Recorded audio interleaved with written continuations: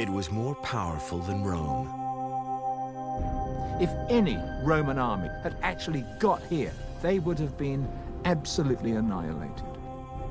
Bigger than Constantinople. It was the mother of all cities. Richer than Alexandria.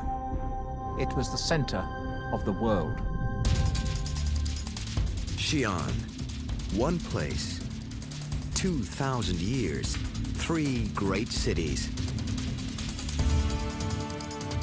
The first, the greatest city in all of China. The second, the greatest city in the world. The third, a fortress so powerful, even 20th century artillery couldn't knock it down.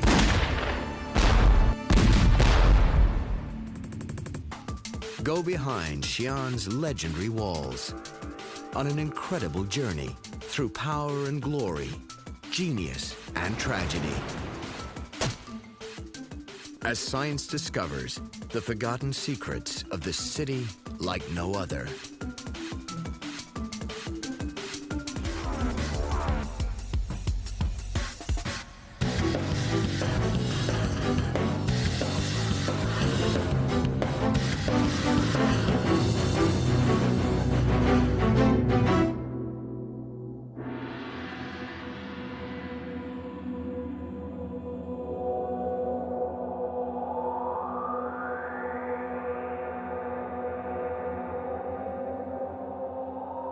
Kilometers southwest of China's capital, Beijing, lies the city of Xi'an.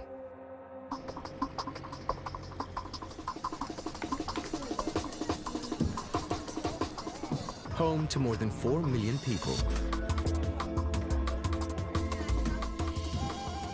and 8,000 men of clay. The Terracotta Warriors, buried near Xi'an over 2,000 years ago. A sculpted army guarding China's first emperor for eternity. And Xi'an boasts another ancient wonder.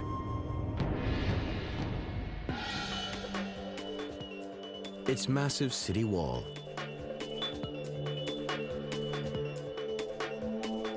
More than 600 years old and nearly 12 kilometers long.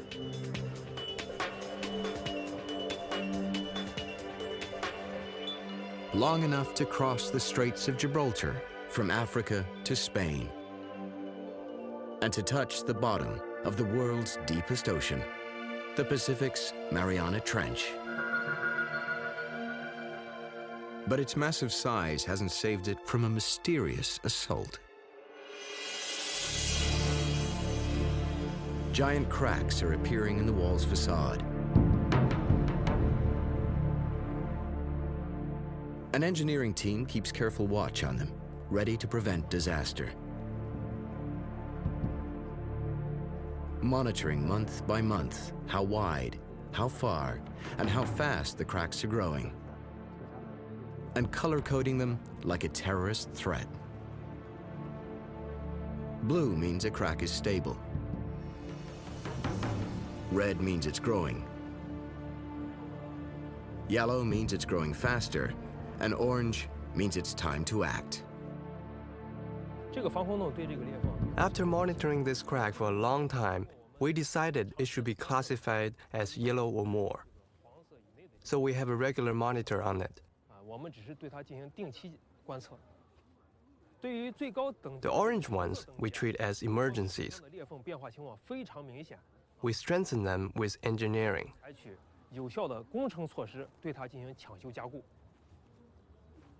As they monitor the wall cracks, the team tries to understand what's causing them and how to read the riddle of an ancient man-made marvel. And they're not alone.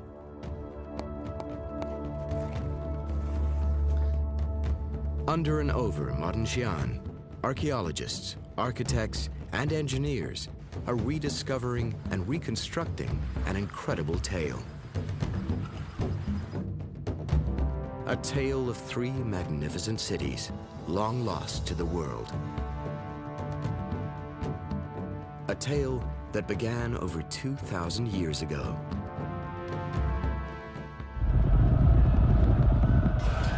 210 BC, China's first emperor dies, and a war begins for control of his domain. The winners found a new dynasty called the Han. The first Han emperor chooses the ancient city of Luoyang for his capital. But one of his advisors boldly argues for a different site. A place called Guangzhong. Guangzhong has fertile fields, 8 rivers, and a wall of mountains to keep enemies at bay. And from Guangzhong, Han armies can strike deep into the rich lands to the southwest, conquering an even greater empire. The emperor listens and agrees. At Guangzhong, Han emperors would build the greatest city China had ever seen, out of one of history's strongest and cheapest building materials, dirt.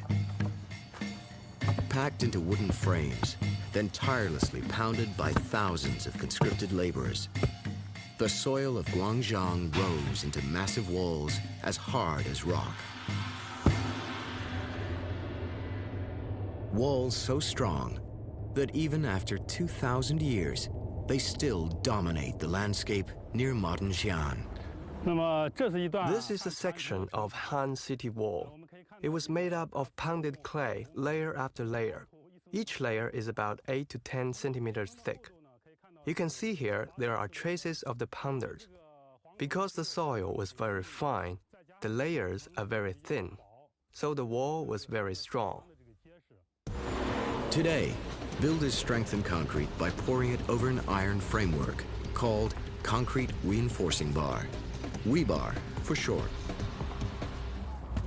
2,000 years ago, Han wall builders compacted earth around a core of logs, the rebar of its time. During the pounding process, the workers inserted wood logs inside. After the wood eroded away, it left a round hole here.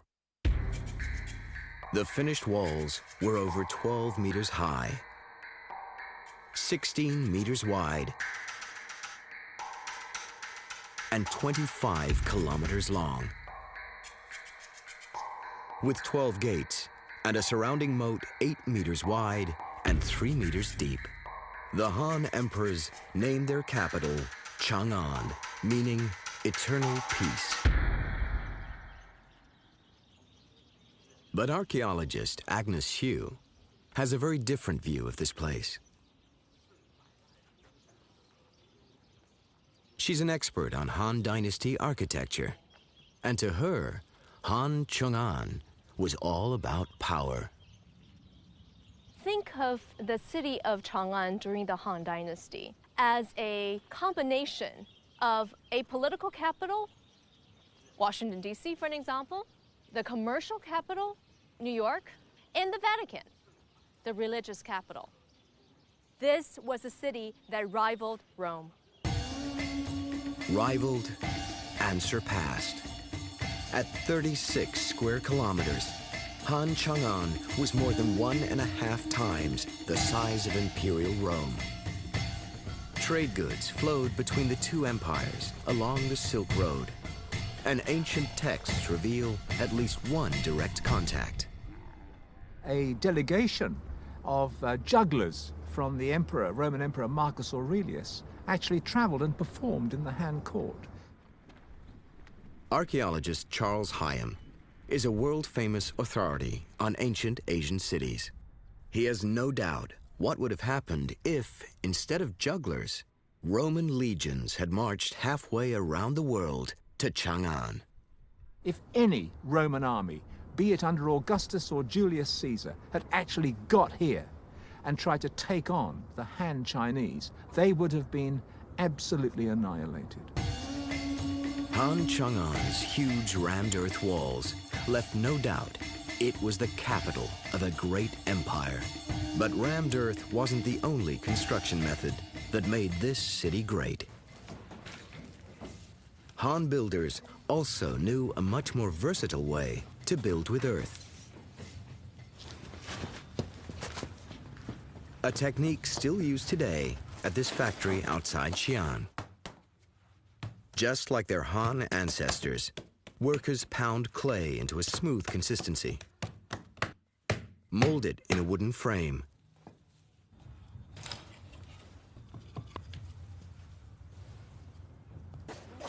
then bake it in a sealed oven,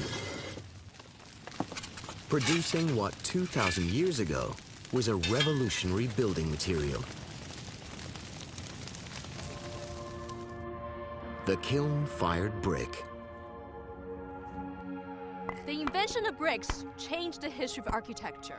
Bricks allowed ancient engineers and builders to create buildings that previously they were not able to by using sun-dried mud. If we move these brick pieces around, we can create designs that previously could not have been done with sun-dried mud or with pieces of giant rocks. Bricks are also more durable than wood. Bricks can be used in combination to create different patterns. One can expand the width of a building. One can also create corners. Excavations at Han Chang'an reveal how brilliantly its builders used the new technology of bricks.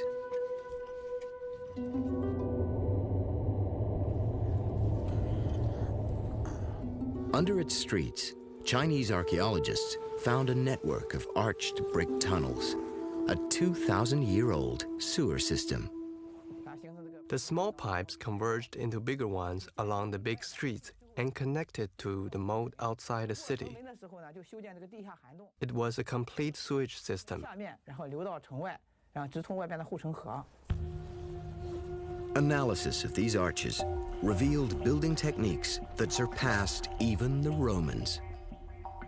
2,000 years ago, Roman engineers used a central keystone to keep arches from collapsing. While on the other side of the world, Chinese engineers were holding up arches by inventing smarter bricks.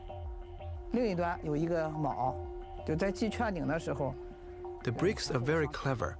They lock into each other so they can hold up. And because of that, this section of the sewer has remained a long time.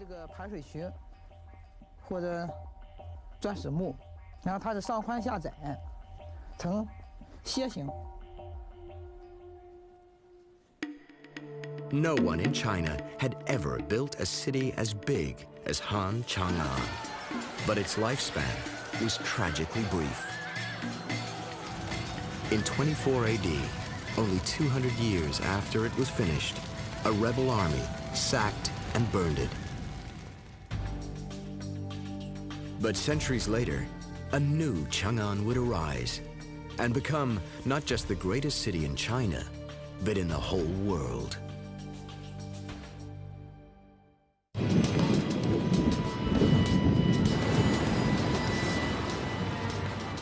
More than 500 years after the fall of Han Chang'an, in the year 582 AD, a terrible flood destroyed a great Chinese city.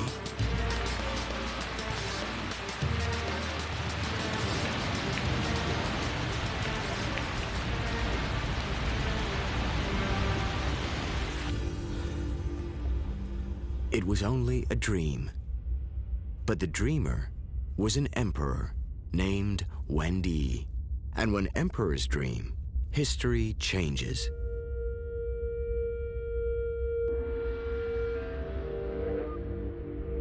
Because water wasn't all that filled the dreams of Emperor Wendi.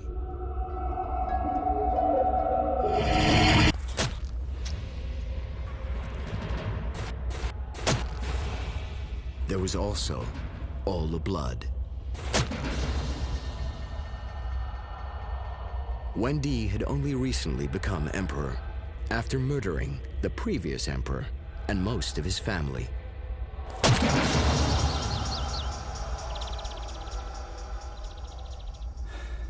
Haunted by his dreams, Wendi decided to abandon his palace and ordered the construction of a new imperial capital near the site of Han Chang'an. China's greatest city planner got the job. His name was Yuan Kai. He was appointed to take charge of the project, not because of his political connections, but because of his technological know-how. He had to coordinate work of other architects, craftsmen, and tens of thousands of laborers. So that was a major task. Failure in this project would have meant death. All the more reason to worry about a series of ridges running across the chosen building site, making construction more difficult. But Yuan Kai didn't see it that way. In his mind, the ridges were a series of horizontal lines signifying heaven, the most auspicious symbol of the I Ching.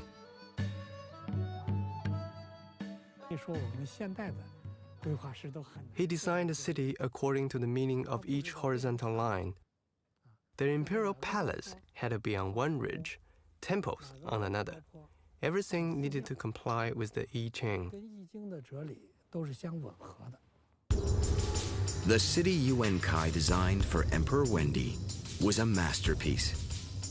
Its rammed earth walls measured nearly 10 kilometers in each direction, enclosing some 84 square kilometers in a nearly perfect square. Within the walls, 13 walled areas crossed 9 more to create 109 neighborhoods.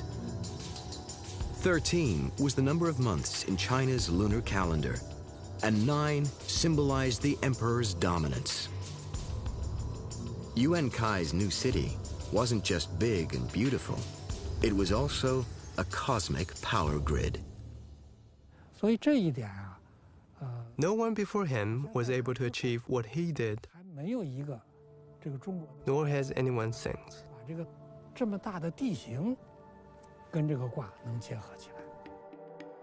But great as it was, Yuan Kai's city was destined to become even greater. 200 years later, in 750 AD, it was ruled by a new dynasty called the Tang. The Tang ushered in a time of peace and prosperity, and the most brilliant civilization China had ever known. Their capital city of Chang'an was a haven for scholars, artists, and poets. And with a population of 1 million people, it was now the biggest city in the world. More than 6 times bigger than ancient Rome, and more than 40 times bigger than medieval London. Today, most of Tang Chang'an lies buried under modern Xi'an. But thanks to some world-class archaeology, we can now walk in the footsteps of Chang'an's Tang emperors. Through one of the greatest imperial residences ever built. Its name, Daming Palace. Its size, more than 3 square kilometers, 800 years older, and nearly 5 times bigger than Beijing's Forbidden City. Daming's crowning glory was Hanyuan Hall, the largest Chinese building of its time.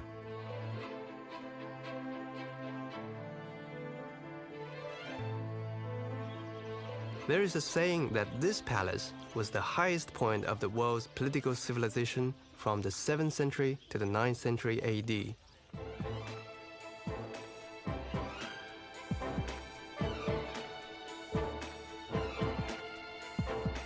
Building Hanyuan Hall began the old-fashioned way, with rammed earth. But by Tang times, bricks were playing a much bigger role. Brick facing protected rammed earth walls from frost and rain.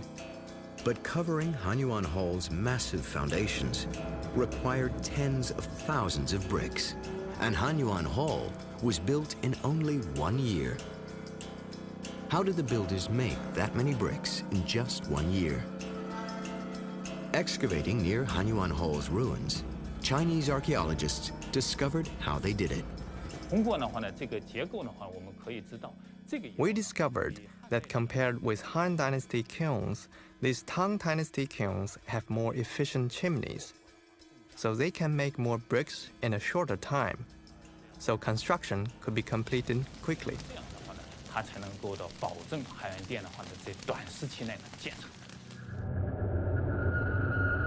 In the year 788, nature put Hanyuan's brickwork to the test. A powerful earthquake rocked Chang'an, but Hanyuan Hall survived.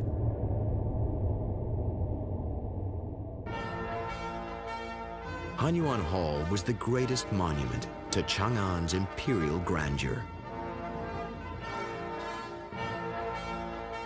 But it wasn't just grandeur that made Chang'an the most cosmopolitan city of its time.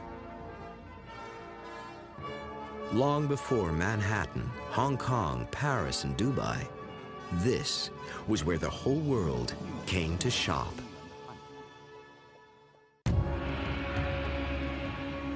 Resurrected in the 21st century, ancient Chang'an's palaces are magnificent monuments to power.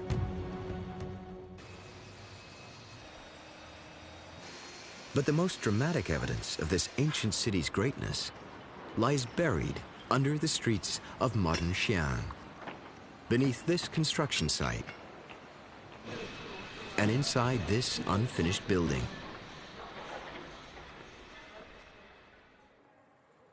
Designed by Xi'an architect Lu Kecheng.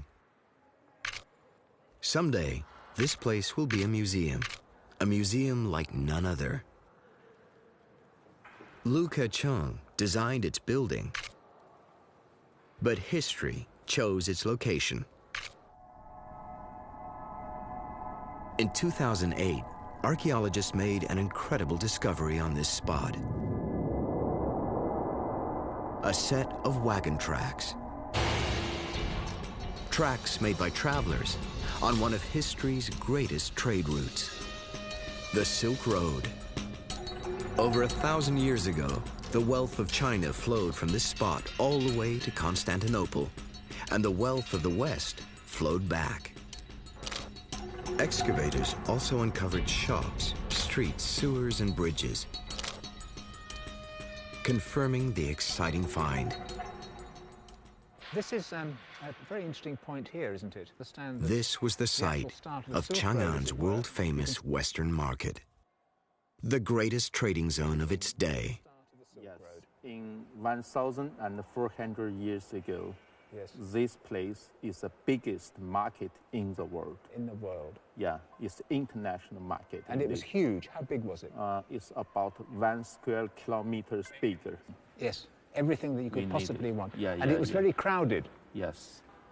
Chang'an City is over 1 million people here. Yes. For the market, according to the record, over 40,000 people. Those 40,000 people came here to buy and sell goods brought by caravans over thousands of kilometers. And those caravans also brought another exotic import, foreigners. It was said that within the market, it was so crowded that there was no room to turn your head or to wheel your chariot around. Everywhere you looked, there were people from somewhere else. Many of the foreigners who traveled here never left. The Silk Road made Chang'an as rich with exotic foreign ideas as with exotic foreign goods, a legacy that lives on to this day. Islam was barely a century old when Silk Road traders brought it to Chang'an. Some 60,000 descendants of China's first Muslims still live and worship in Xi'an. And Xi'an's Muslim quarter is as close as anyone today can come to walking the streets of old Chang'an.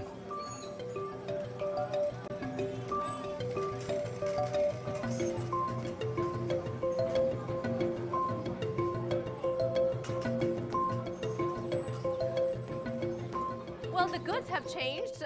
We have advanced. We have invented plastic since. But if you look at the items being sold here, they are actually traditional items that you would have found in a traditional market back then. There are goods made of ivory, goods made of bronze. For example, here, reproduction of an object that would have been considered the quintessential luxury goods imported from Persia. It is a glass bowl that reflected light. And because it was so beautiful, it was so exotic, Tang poets had written many poems singing about the beauty of a glass bowl just like this 1,200 years ago.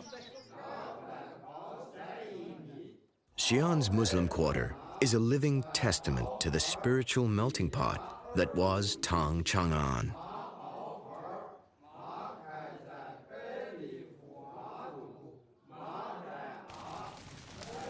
Fire-worshipping Persian Zoroastrians and Christian heretics also lived and worshipped here.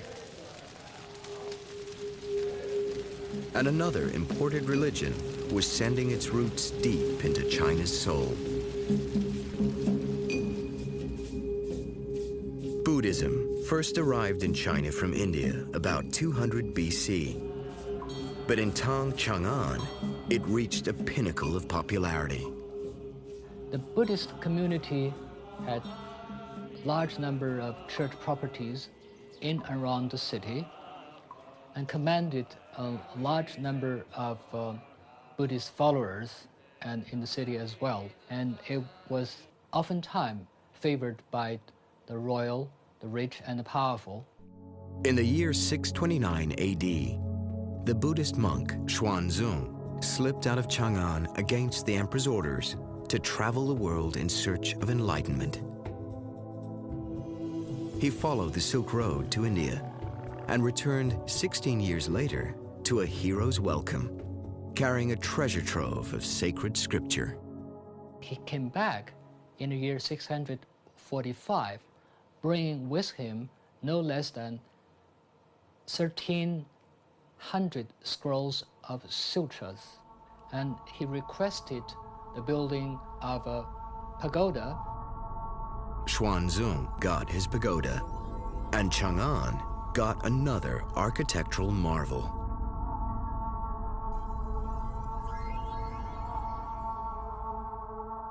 The giant Wild Goose Pagoda. Nearly 65 meters tall. Chang'an's tallest building. And an engineering enigma. From the outside, it appears to be solidly built of bricks. But appearances are deceiving. In reality, the bricks are only a veneer masking a core of rammed earth. Nearly 1,400 years ago, workers built a rammed earth structure more than 5 times taller than Chang'an's walls.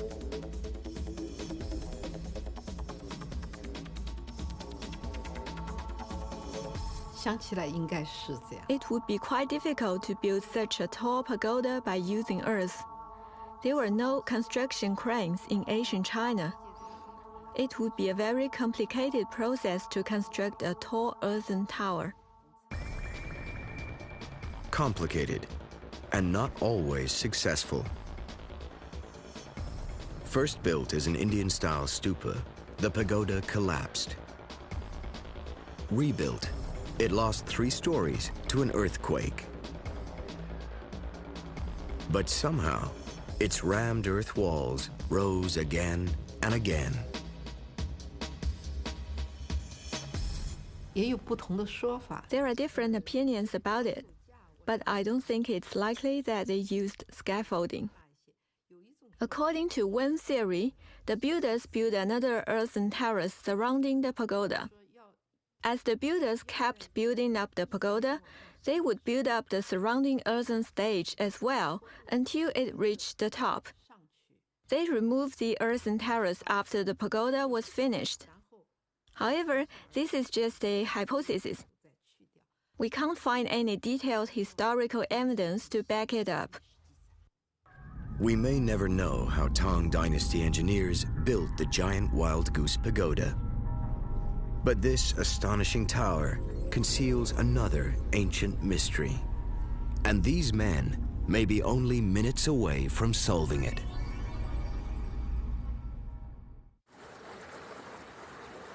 In Xi'an, a team of scientists prepares to sweep the floor of the giant wild goose pagoda with ground-penetrating radar. Legend has it there's a sealed crypt full of sacred treasures beneath the pagoda's floor. And there's more than just legend to support this possibility. This is Famen, a monastery 120 kilometers west of Xi'an. In the 1980s, heavy rains weakened its pagoda until it collapsed. When archaeologists began rebuilding it, they made an astonishing find. An underground crypt lost for over 1,000 years, containing rare and precious relics, including a piece of bone said to be from one of the Buddha's own fingers. Could there also be precious relics buried beneath the giant wild goose pagoda? The ground radar scans about to answer the question that's on everybody's mind. People are very curious to know whether treasures were placed in the underground chamber, and if they're still there. These questions have never been answered before. In less than an hour, at least part of the mystery's been solved. 大概是在深度4米左右，有比较异常的信号存在。这种信号呢是比较典型的这种大空洞的这种震荡信号。我们呢可以初步的推断，下头呢也许有这种大面积的空洞存在。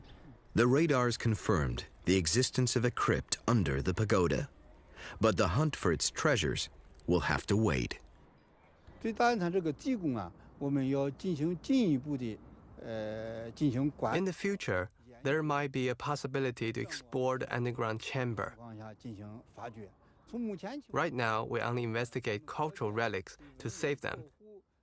Otherwise, we think we should leave them as they are. 目前近期不可能进行发掘。 In fact, solving the mystery of the underground crypt wasn't the main reason for the radar scan. The pagoda's foundations are shifting, and its tower has begun to lean, threatening disaster.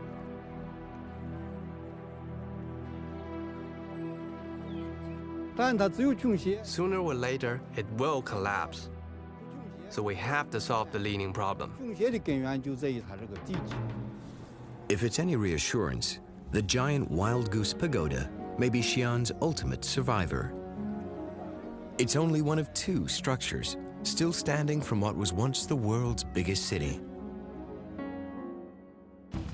In 840 AD, an anti-Buddhist emperor ordered the destruction of the city's monasteries, sparing only a few, among them the Wild Goose Pagoda.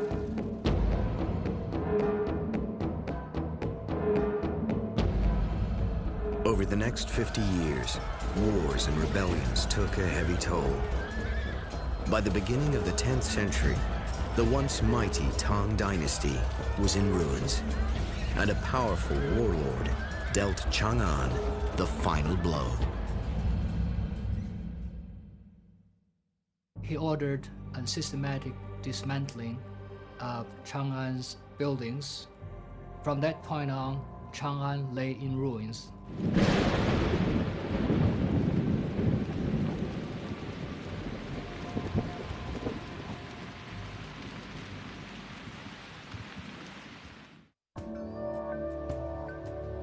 But like a successful organism, before it died, Chang'an reproduced itself. Foreign visitors spread its brilliant design throughout Asia, inspiring cities in China, Korea, and Japan. Among them, Kyoto, whose original layout was a virtual clone of Tang Chang'an. Chang'an lived on through the cities it had inspired.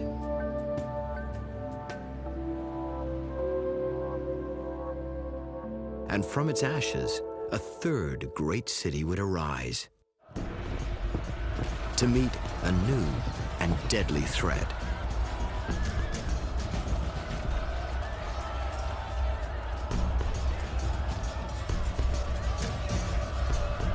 The year is 1368, nearly 500 years after the fall of Tang Chang'an. A new dynasty, the Ming, wins the throne from Mongol emperors who've ruled China for nearly 100 years. But despite their victory, the Ming fear the relentless Mongol horsemen will return. They fortify their northern border and their new capital of Beijing with the biggest military engineering project in history, the Great Wall of China. And they build a string of impregnable fortresses to protect China's heartland from a Mongol invasion. One of those fortresses was a new military city built in the ruins of Tang Chang'an. A city the Ming named Western Peace, in Chinese, Xi'an. The new city was only 1/6 the size of Chang'an, but more than 600 years later, its walls are still standing and still ready for battle. Any visitor to Xi'an, seeing the walls, is looking at the most extraordinary, the largest and the best preserved set of defensive walls in the world. Any would-be attacker of the Ming walls of Xi'an would have faced a fearsome adversary. There are no fewer than 5,980 different points around the walls from which an archer could let loose the ferocious crossbow, which had an enormous impact that could pierce armor from 200 or 300 meters. No one knows better than this man what an attacker would have faced.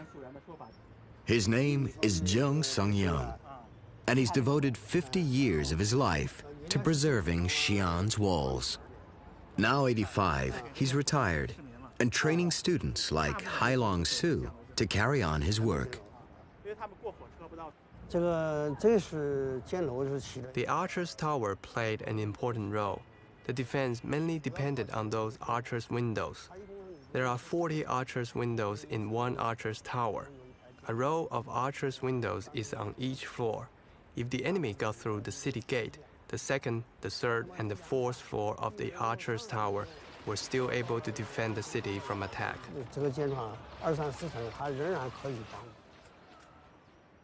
History records that when they faced their first attack, Xi'an's walls stood firm.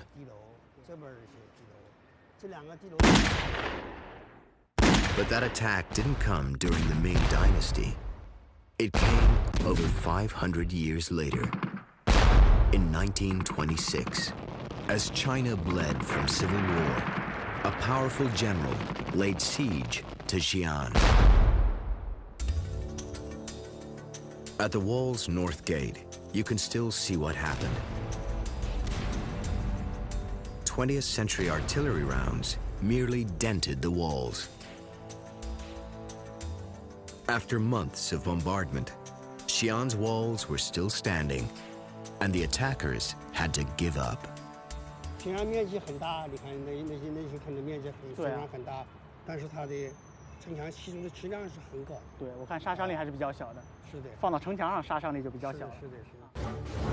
Today, there's no more chance of a military attack on these walls, but that doesn't mean they're out of danger. Today, they face the toughest threat of all.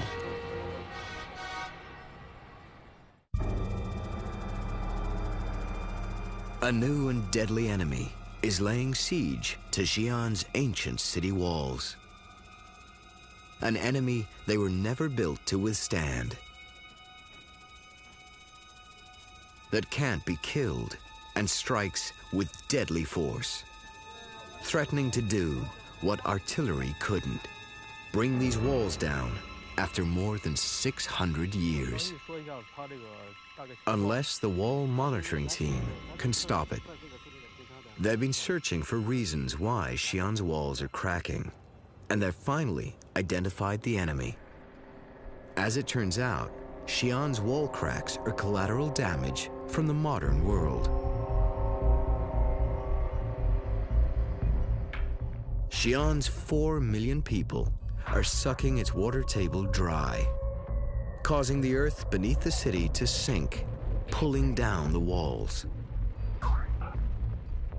But the earth's also under pressure from above. As Xi'an grows, the weight of thousands of new buildings, many of them enormous skyscrapers, is pushing apart the walls and the ground beneath them. But the enemy doesn't just attack from below.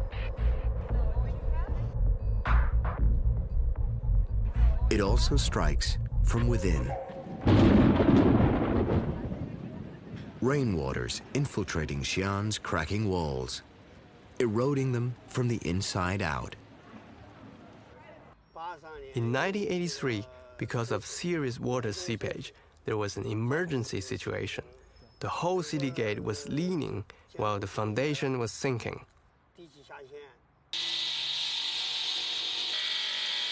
Since the 1980s, the battle against water's been waged brick by work teams filling in cracks and replacing old pavement. It's a hard job, but not as hard as it could be.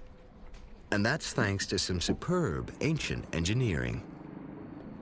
The battlements slope downward at a slight angle from the outer to the inner wall, draining water into pipes that funnel it to the ground.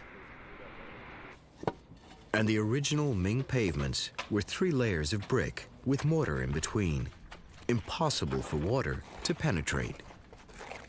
We have followed in their footsteps and are doing it their way, but we are also using modern-day waterproof material on the top bricks so that we eradicate the seeping water problems once and for all.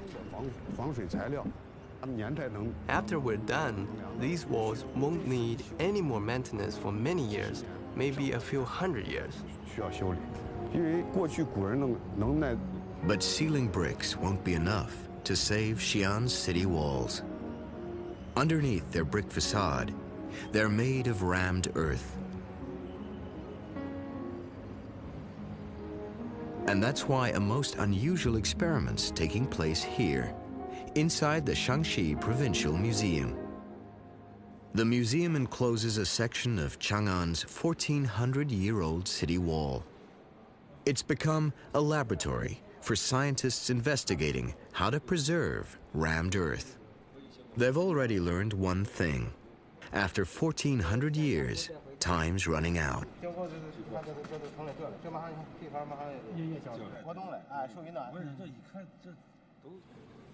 The team's spraying the wall with preservatives, hoping to find a formula for restoring its ancient rock-hard strength. If they succeed, they'll not only save Xi'an city walls, but other rammed earth walls, among them the walls of Han Chang'an and the oldest sections of the Great Wall.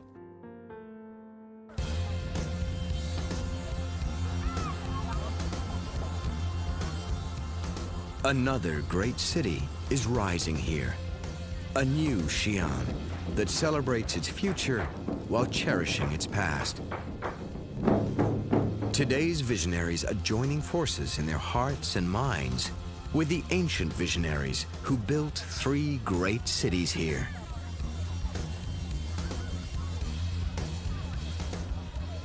And building a Xi'an like none before, where China's ancient glory shines into the 21st century and all around the world.